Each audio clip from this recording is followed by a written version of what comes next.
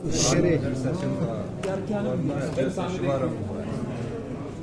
हमारी सरकार ने जो व्यवस्था परिवर्तन के द्वारा जो नीतिगत बदलाव लाया उसको इसमें प्रस्तुत किया गया है, क्योंकि डाटा के साथ क्या क्या हम बदलाव करने जा रहे हैं उसका विवरण इसमें दिया गया है।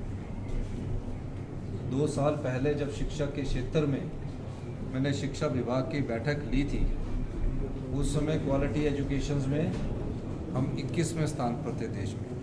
असर का जो सर्वे हुआ 2 साल में हमारी नीतियों में परिवर्तन हुआ, उन नीतियों के परिवर्तन के कारण आज हम पहले नंबर पर आए। मेरा मानना है कि इस प्रदेश में जब हमारी सरकार ने सत्ता संभाली थी, ना क्वालिटी एजुकेशन थी, ना क्वालिटी हेल्थ सिस्टम है, ना पीने की पानी की क्वालिटी है और ना ही लाइट की भी क्वालिटी है। आर्थिक दुर्दशा में इस प्रदेश को भारतीय जनता पार्टी छोड़कर गई थी।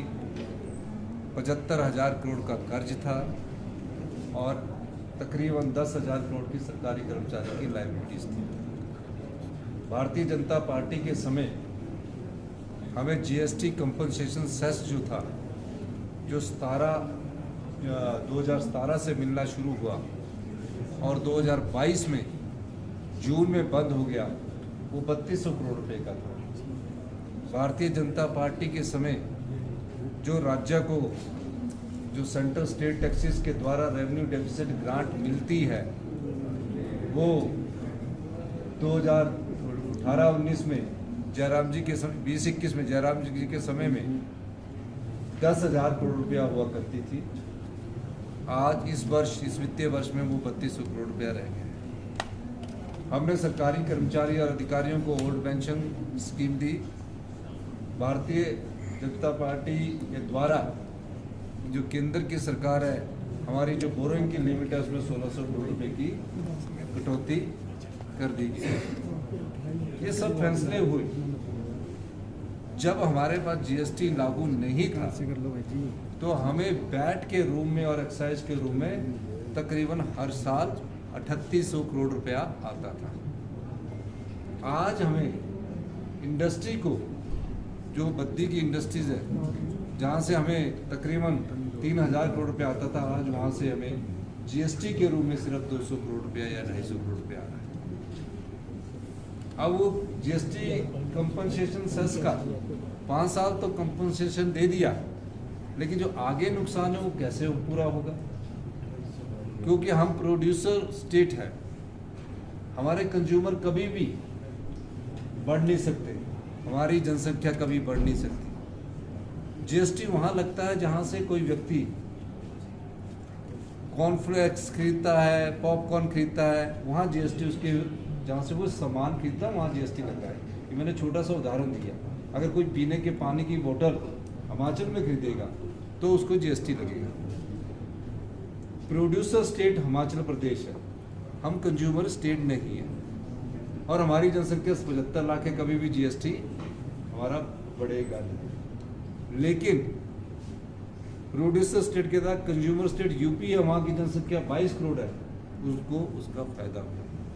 हमने सारी व्यवस्था को 2 साल में सुचारू किया और मुझे खुशी इस बात की है जो हमने नीतिगत परिवर्तन किए, कानूनों में बदलाव किया। और पहले दिन से मैं कह रहा था कि व्यवस्था परिवर्तन के माध्यम से हम आत्मनिर्भर बनेंगे और हम आत्मनिर्भर हिमाचल की ओर अग्रसर करने जा रहे हैं। हमारी जो जीडीपी है उसमें ग्रोथ हो रही है, अर्थव्यवस्था में ग्रोथ हो रही है।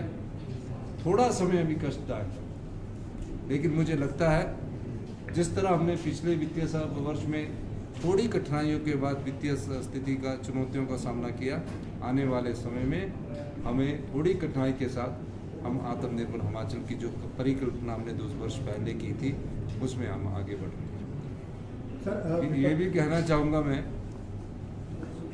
इसके अलावा कई बार केंद्र के नेता आके यहाँ कहते हैं कि अगर केंद्र का अनुदान ना मिले तो ये सरकार चल नहीं सकती। संविधान ने सभी राज्यों को अधिकार दिया। जब केंद्र में कांग्रेस की सरकार थी और विपक्ष दूसरे राज्यों में बीजेपी की सरकार थी तो भी केंद्रीय अनुदान मिलता था, क्योंकि वो जो सेंट्रल स्टेट टैक्सेस का शेयर है उसके आधार पर वो टैक्सेस मिलता था।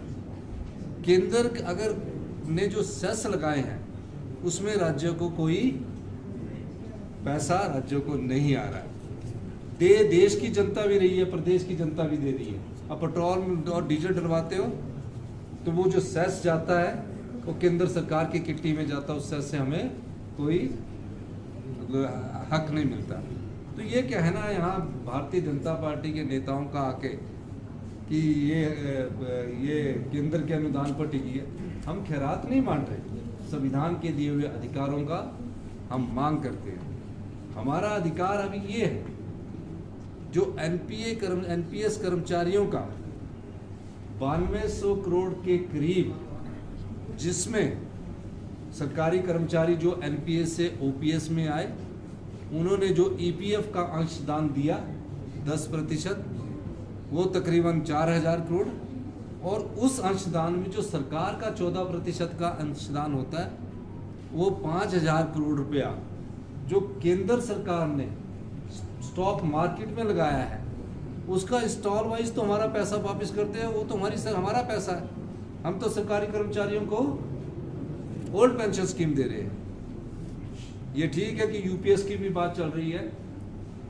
मैं ये कहना चाहता हूँ, इसके अलावा जब प्रदेश में इतिहास की सबसे बड़ी आपदा आई, उस आपदा में जो भारतीय जनता पार्टी प्रदेश की थी, जब ये प्रस्ताव आया कि आप प्रदेश की जनता के लिए एक प्रस्ताव पारित करें कि 23,000 घर जो बर्बाद हो गए हैं, आप इस आपदा में हिमाचल प्रदेश की सहायता करें। भारतीय जनता पार्टी ने उस समय उस प्रस्ताव का वॉकआउट किया। चर्चा कौन लाया था? चर्चा लाए थे भारतीय जनता पार्टी के लोग आपदा के समय। ये बात भी रही। फिर केंद्र की टीम ने हिमाचल प्रदेश सरकार में अपनी टीम भेजी, आपदा का आंकलन किया गया। आंकलन करने के बाद खुद ही 10,000 करोड़ का पीडीएनए बना, आज तक वो भी नहीं मिला। हमारे कई इश्यूज है, हम कोई गरीब प्रदेश नहीं है। हमारे प्रदेश की संपदा और हमारी जो जनता है वो सबसे अमीर संपदा वाली जनता के लोग हैं हमारी। अगर हमारी संपदा को गिना जाए तो पानी हमारे पास है। आज जितने बिजली प्रोजेक्ट और बिजली कंपनियां हैं, अगर आप पानी को देखा जाए हमारी संपदा के रूप में, उसी में हमारा अधिकार मिल जाए तो हमें किसी से कोई मांगने की कुछ जरूरत नहीं है। पानी रॉ मटेरियल है। एसजेपीएनएल जो हमारे पानी से आज 67,000 करोड़ की कंपनी होगी और राज्य का बजट सिर्फ 58,000 करोड़ रुपया। कैसे बनी? वो इस तरह बनी कि जो पानी है वो बिजली पैदा करता है, पानी रॉ मटेरियल है, पानी का रेट कभी नहीं बढ़ेगा। पानी तो भगवान जितनी बर्फ गिराएगा उसमें बढ़ेगा। उस पानी से जो बिजली बनती है जिसको फिनिश गुड बोलते हैं, उसका रेट कभी नहीं बढ़ेगा। अगर आप थर्मल में लाओगे तो ट्रांसपोर्टेशन बढ़ेगी, सेस बढ़ेंगे। न्यूक्लियर में लाओगे उसमें के पैसे बढ़ेंगे। सोलर में लगाओगे तो 5-6 घंटे बिजली आएगी। जो हमारा रॉ मटेरियल पानी है, अगर उस संपदा का धोन जो ये कंपनियां कर रही है, उस धोन में हमारा कुछ अंश निश्चित कर दिया जाए, हमारा प्रदेश हिमाचल प्रदेश जो है वो हिंदुस्तान का सबसे समृद्धशाली और अमीर राज्य बन सकता है। धन्यवाद। जो विपक्ष क्या वो सर्वदलीय बैठक में आए, सबसे बड़ी खुशी है कि वो सर्वदलीय बैठक में आए। पिछली बार तो वो नहीं आए, प्लानिंग की बैठक में नहीं आए। अब विपक्ष ने कहा है, अभी अंदर क्या कहते हैं और बाहर क्या कहते हैं, उसके बाद बिजनेस एडवाइजरी कमेटी में बात जाती है। बिजनेस एडवाइजरी कमेटी जो कहेगी उसके हिसाब से आगे कार्य किया जाएगा। बहुत बहुत